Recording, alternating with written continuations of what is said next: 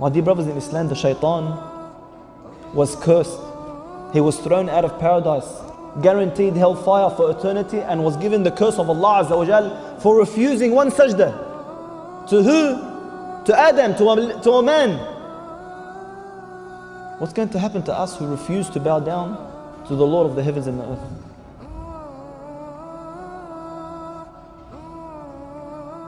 The shaitan cries every single time we go into sujood. He cries. That Bani Adam was ordered to make sujood and he made sujood. And I was ordered to make sujood and I refused.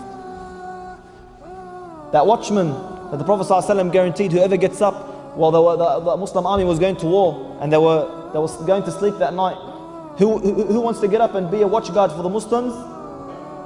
So two men stood up. They go, we'll do it. One would do half the night and the other would do the other half. So this man got up on the cliff and he's watching over the Muslims and he begins to pray. He's standing there watching, so he started praying. He started praying and the enemy came. And as they were approaching, he saw the man on the cliff and he knew this man would alert the Muslims, so they couldn't ambush them. So he grabbed the arrow and he shot him. And the arrow entered one part of his body and exited the other. And this man remained there standing praying. He did not want to leave his prayer. Look how important it was to him. He didn't want to leave his prayer. We took some of the shababs a few weeks ago to skirmish paintball. Little paintball just hits you, it stings. You should see them run. And it's killing and they're rolling on the floor in pain. This man took an arrow in one part of his body and out the other and he didn't move. Another arrow, the second one, straight in one part, out of the other. The third arrow, straight in one part, out the other. And he would not leave his prayer. At the end, he left his prayer and he returned. As he was returning, he called the man who was supposed to take over his shift. So the man looked at him, he goes, why would you not pray? Why would you not leave the first shot you had taken? He said, by Allah, I was praying a prayer. And I was reading a surah that was so beautiful that I did not want to leave. I wanted to die as I was praying and reading that surah.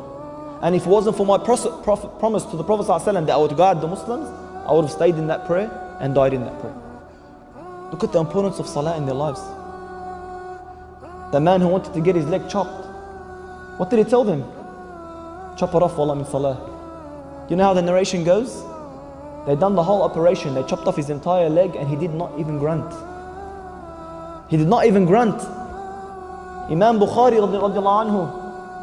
Imam Bukhari, the one who the scholars claim that the most sahih, the most correct, the most authentic book after the Quran is Sahih Bukhari. Not a household doesn't have this book. How was his prayer?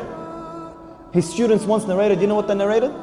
They narrated that once he got up to pray, and as he finished his prayer, he gave salam, he felt something on his back. So he moved his abaya and they saw hundreds of bee stings in his back. They go, what's that, ya Imam? He goes, I don't know. He prayed his entire prayer, a whole hive or whatever of bees attacked him and he didn't even feel it. He didn't even know what had happened until after he finished his prayer. Is this our prayer? Is this how our prayer is? Ali radiallahu anhu, look, why was he at such a great status? Very simple. One day he was praying and the house around him began to burn. He was in a house fire. And people all gathered around him. They saw him, he's still praying. And then they called out to him, Ya Ali, the house is burning, Ya Ali, the house is burning. And he didn't listen. At the end of the prayer, he gave salam and he walked out. They go, Ya Ali, didn't you hear us calling out to you that the prayer is burnt? The house is burning? He replied, can you hear what you're praying? Can you actually hear others or hear things while you're praying? He couldn't understand. How could that be? Is that the true value of salah in our lives? Seriously, do we have that khushu'?